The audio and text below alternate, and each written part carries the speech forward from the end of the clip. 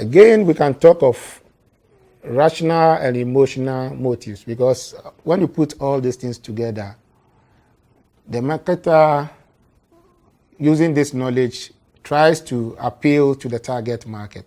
By trying to appeal to the target market to adopt a specific behavior, it's important that we look at motivation in terms of rational motives and emotional motives.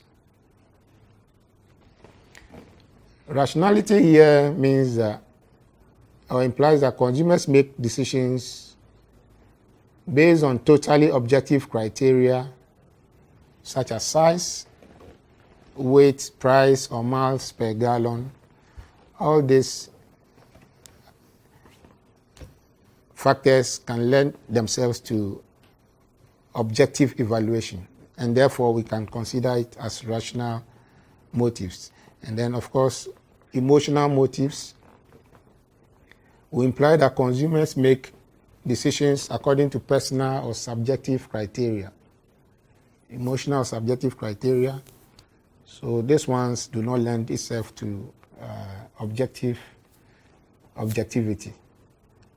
We can talk of issues of pride as an emotional state, fear, affection, status, and all that.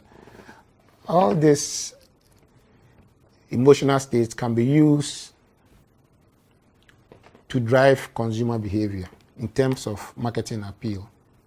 It's important that we recognize that motivation, for that matter, needs construct, as we are discussing,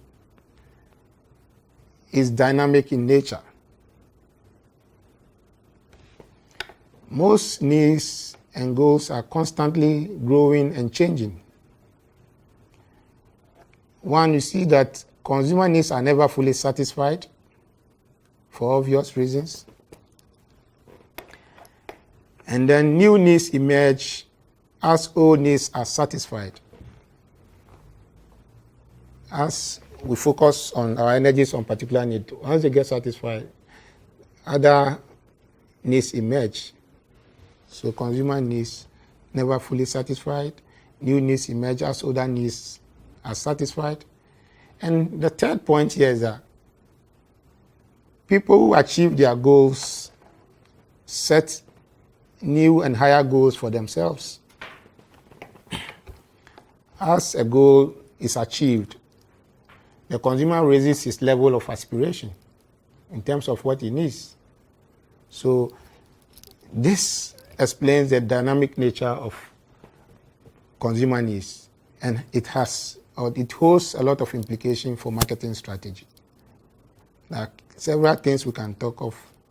In other words, a good marketer needs to be in a continuous state of flex to respond to these ever-changing needs in the marketplace, because consumer needs are never fully satisfied. So we expect that businesses or marketers will continuously investigate changing consumer needs so that they can respond with appropriate goods and services if they are to survive in today's competitive marketplace. We cannot assume that consumer needs will always get satisfied. No. So what typically happens is that consumers develop substitute goals when they are unable to meet or achieve their primary goals. And even the case is that sometimes they even fail to achieve their substitute goals, and it leads to frustration, and in trying to maintain their images and egos and all that, may resort to what we call defense mechanisms. So the question is, what is defense mechanism, and how useful is defense mechanism in relation to marketing strategy or marketing? So I'm saying that when an individual consumer cannot attain a specific goal he or she anticipates will satisfy a need, behavior may be directed to a substitute goal. In other words, somebody who wants to set a particular target, and is unable to achieve it, may lower his level of aspiration and go for one that is considered a substitute goal. May not be good enough like the first one, but maybe considerable in terms of dispelling that state of discomfort to bring about a kind of balance in the consumer. So although the substitute goal may not be as satisfactory as the primary goal, it may be sufficient to dispel uncomfortable tension. That is as a result of unsatisfied need. So failure by a typical consumer to achieve a goal often results in frustration. But different consumers react differently to frustrating situations. Some are able to adapt and some are less adaptive. Some are not able to cope.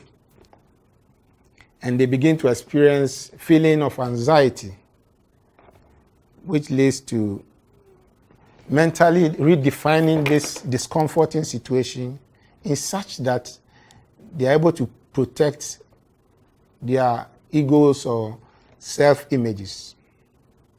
Anytime a goal is not achieved, it has a way of affecting consumers' image or ego. And a goal-oriented consumer, again, will want to take certain actions to minimize that effect. So defense mechanism in this regard, we are saying that where consumers cannot cope with frustration, often mentally redefine the frustrating situation in order to protect their self-images and defend their self-esteem. That's why I see somebody failing exams. It can be a very frustrating situation.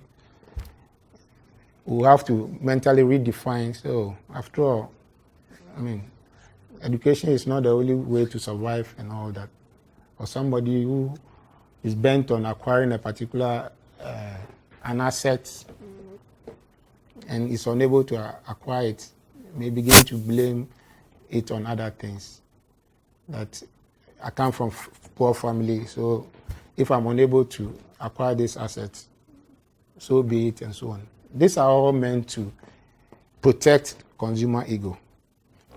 But the question is, how useful is this knowledge to us as marketers? Before I come to that, I have a table here. You may look at it critically. There are several defense mechanisms that consumers may use in frustrating situations in their quest to protect their self-images. Here I have about 6 that I've explained. You may want to look at it closely. Sometimes consumers may act in a very aggressive manner, or trying to protect or keep their images intact. Sometimes somebody who loses penalty may go kick the goalpost and all that. These are aggressive situations because it can be frustrating. Consumers may resort to what we call rationalization. They may try to find plausible ways to explain their failure to achieve certain goals. Or regression, where they may try to forget about the frustrating situation.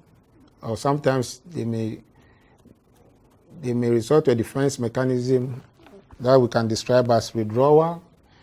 They may want to withdraw from the frustrating situation altogether. Or they may want to project or blame it on certain objects or individual. They may want to blame their failure on certain objects or individual because it has a way of protecting their images and so on. Or identification, trying to identify with other people in similar situations, just to feel good. After all, I'm not the only person who has failed my exams and all that. But how useful is all these things? Marketers must be able to design their promotional strategies such that consumers can relate to some of these frustrating situations and offer their brands and or services as solutions to some of these challenging situations. Because once an ad depicts this, sometimes indirectly, the consumer gets interested and is directed as to how a particular brand or service can resolve that frustrating situation. So I'm saying that marketers, in terms of the use of defense mechanism in marketing, marketers often consider the protection of self-esteem by customers when selecting advertising appeal. These appeals or ads often portray a person resolving a particular frustration through the use of the advertised product. In other words, they show how the advertised product can be used to resolve a particular challenging situation. Given that needs are central to marketing, we need to look at the broad categories of needs. Basically, we can talk of innate needs or biogenic needs or biological needs and acquired needs. Innate needs, also referred to as physiological needs or biogenic needs, may include need for food, water, air, clothing, shelter, and sex. Acquired needs are those needs that we acquire as a result of socialization. Innate needs are inherent. They are automatic, biogenic. I mean, we are born with these needs. I mean, nobody teaches us to get hungry and so on. When we are hungry, we know. Sex and other biogenic needs are not taught per se. But acquired needs, we acquire these needs as a result of socialization in our marketing environment. But what is important in terms of this classification is that as economies advance, even where consumers are pursuing basic biogenic needs, they are still guided by higher order needs, which we call the psychological needs. Needs for self-esteem, needs for affection, power, respect, and all that. So one may have the need to eat. I mean, one may be hungry, but even where one is, maybe as a result of other acquired needs, need for respect. So he goes to a place where he will feel respected, depending on his status in life. I mean, his prestige, because of issues of prestige, he may not go to certain places and all that.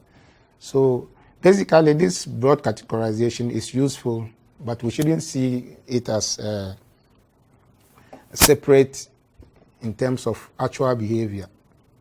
But of course, somebody who is low, in a very low economy, an economy that is not doing well, may not be interested in this higher order needs that I'm talking about. But as economy improves and all that, they don't just, buy clothing. The type of clothing they buy is also influenced by need for affection. You want to wear clothing that will attract others to him, want to appear powerful and all that. So this is the way, this is how these need categories can interact. Let's look at, where is it? Like I said, there are various theories that have been put forward to explain consumer needs. I want to focus on the one provided by our good friend Maslow, which we call the Maslow hierarchy of needs. Again, as marketers, we are not in the philosophy class. We are not interested in academic robustness or how tight the construct is, because when we want to subject this construct to criticism, there are several criticisms that we can put forward. But basically, Maslow hierarchy of needs tend to suggest that there are 5 levels of needs, and one gets activated. The lower order needs, once they get activated, a higher order need is also activated. In other words, the theory postulates 5 levels of human needs, which ranks in order of importance, from low-level biogenic needs to higher-level psychological needs. This theory tends to suggest that individuals seek to satisfy lower-level needs before higher-level needs emerge. Looking at the model depicted here, the suggestion here is that a typical consumer will focus first on his physiological needs before thinking of, or before, once that is satisfied, before safety and security needs become activated. And then in that order, social needs also get activated only when safety and security plus physiological needs have been fully satisfied. And then ego needs become important. Ego needs has to do with prestige, status, self-esteem. There are several adjectives that we can use to describe ego needs. And then self-actualization. It basically describes the consumer or the individual achieving his highest potential. But like I said, this theory tends to suggest that somebody who is hungry will focus on food. If you are hungry and you start hearing fire, fire, what are you likely to do? You are likely to run from the food and so on and so forth. So even using this example, the theory may not always be applicable in real life. And of course, this theory was developed in the US and all that, where the need to stand out, individual achievement is important. But when you take this to other areas or cultures, that may not be the case. In Asia countries, or in Asia, some parts of Asia, they put the group above the individual. In other words, they see achievements more in terms of groups and families and so on and so forth. So we can level some criticisms when it comes to this theory. And of course, it's also difficult to know when a need is fully satisfied. I mean, empirically, it will be difficult to know when a need is fully satisfied before another need becomes activated. So what is the usefulness of Maslow? At least if consumer behavior is geared towards need satisfaction, and marketers need to understand consumer needs to be able to devise appropriate marketing strategy. Then if not for anything at all, Maslow hierarchy, notwithstanding the limitations I've enumerated, is useful in terms of providing us basis for market segmentation, targeting, and positioning. Because two different service providers may be in a given product category, but they may be different in terms of their positioning. In the real estate, some may be positioned here in Ghana, some may be interested or maybe try to position based on safety needs. Some may also want to position based on ego needs or self-actualization. You need to own a home where you can feel you've arrived and so on and so forth. Because the marketplace is necessarily made up of people with heterogeneous needs, it's important that as businesses or marketers, we decide which segment we want to serve. And therefore, this framework is useful in terms of providing basis for market appeal, market segmentation, targeting, and positioning. Yeah, I expect you to read the other, focus attention on the other things that will help you appreciate the concept of motivation. We've come to the end of the lecture. We'll meet for other sessions. Thank you.